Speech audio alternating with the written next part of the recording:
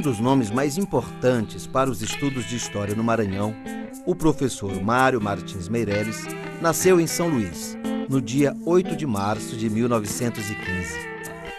Mário Meireles viveu na Bahia, no Rio de Janeiro e em Minas Gerais.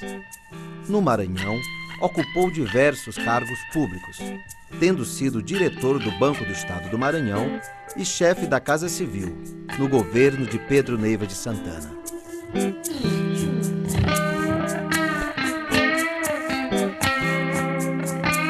Sua fonte de inspiração de história, ele tomou como partida o livro de Barbosa de Godóis, né?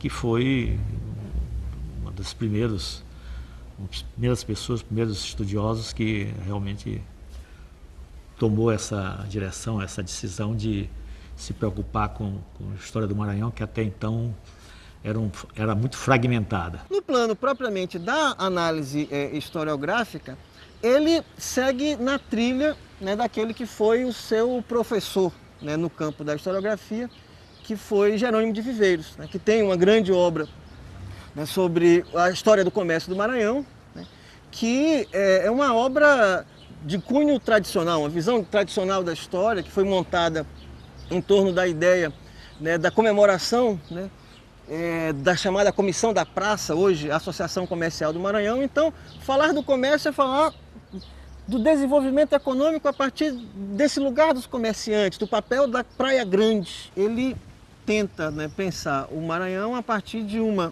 cronologia básica que segue os governos, né, e as grandes divisões da história. O período da colônia, o período do império, né, e o período da república, estabelecendo quem? Os heróis, como por exemplo o nosso herói mor, que é o Beckmann, né, e a revolta de Beckmann como um marco da formação da própria ideia, né, do Maranhão, né, destacando, né, personagens como o João Francisco Lisboa, né, com seus escritos, com sua crítica, de forma que a balaiada, né, mas não a balaiada popular, né, que vai com o Negro Cosme, com Raimundo Gomes, sublevar, né, quilombolas, sublevar escravos, sublevar gente pobre do Maranhão, mas a balaiada dos liberais, dos bem-te-vis, dos setores da elite que fazem críticas, né, à política local. A grande questão de Mário Meireles é exatamente entender o sentido do Maranhão. O Maranhão surgiu para quê e qual é o seu lugar dentro da nação brasileira, né, e o tipo de contribuição, né, que esse espaço, né, que é um espaço geográfico, mas é um espaço de sentimento, um espaço de identidade.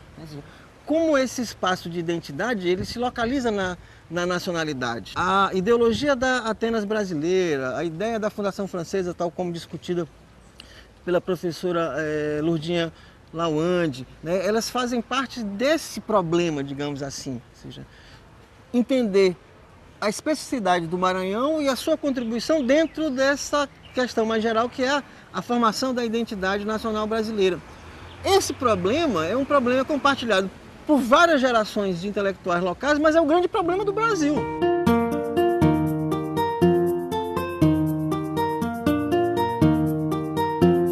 Mário Meireles ingressou no magistério em 1940. Teve papel destacado na fundação da Faculdade de Filosofia de São Luís, que, à época, também incluía os cursos de História e de Geografia. Ocupou a cadeira de número 9 na Academia Maranhense de Letras, tendo sido presidente da casa no período de 1962 a 1966, após ter sido secretário e vice-presidente.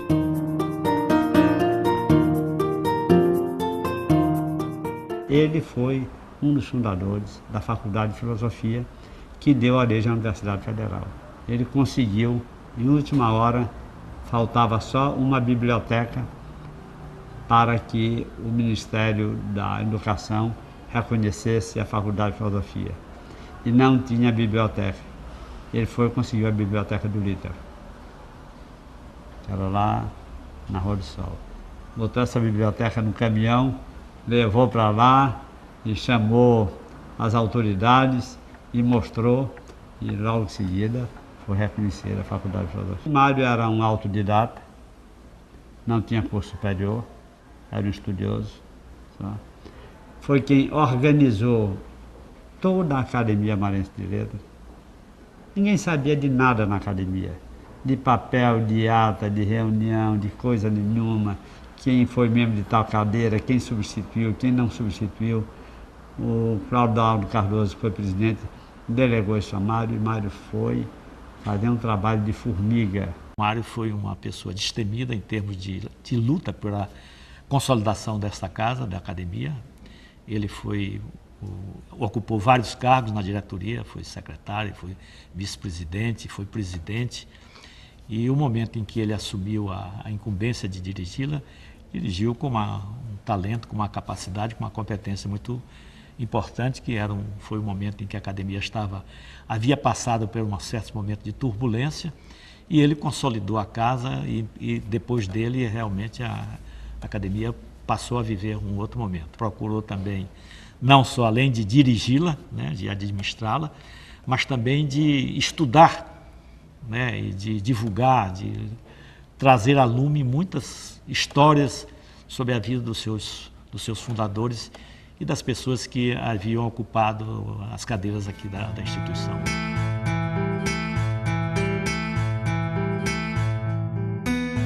O professor Mário Martins Meireles faleceu em São Luís no ano de 2003. Publicou 34 obras, destacando-se o livro Pequena História do Maranhão, e deixou quantidade considerável de pesquisas inéditas.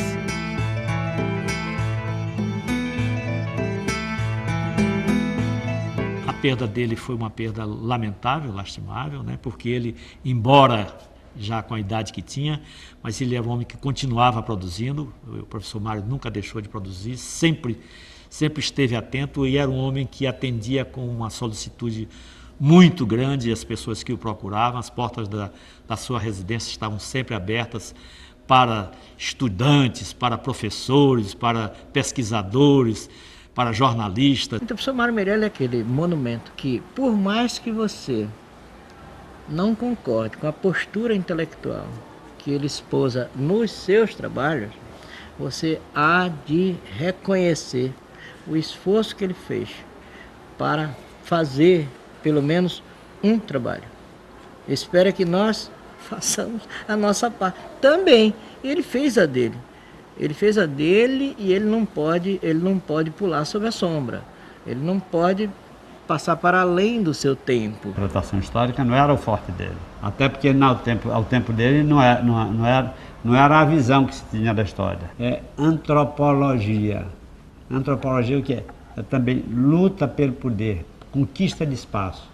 Naquele tempo, história era relação de fato, relato de fato. Houve uma dificuldade muito grande por parte das novas gerações de incorporar esse estilo da história, porque hoje a história é muito marcada, né, pela inflexão social, uma história da sociedade que se preocupa, né, com classes sociais, com estudar a escravidão, estudar a mulher, questões de gênero, né, estudos específicos sobre, né, classe operária, classe trabalhadora e tudo mais, de como lidar com essa tradição, né? Ainda hoje, na verdade, essa dificuldade existe na própria universidade.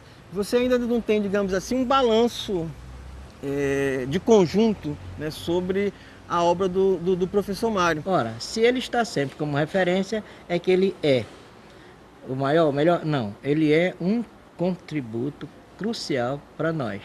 Independentemente de qualquer um, eu particularmente uso todas as obras dele que eu tenho como aquela referência que eu preciso ouvir bem, escutar bem, ler bem, porque ele me ensina bastante, ele me encaminha. Tá? Isso não quer dizer que eu vá pensar igualmente.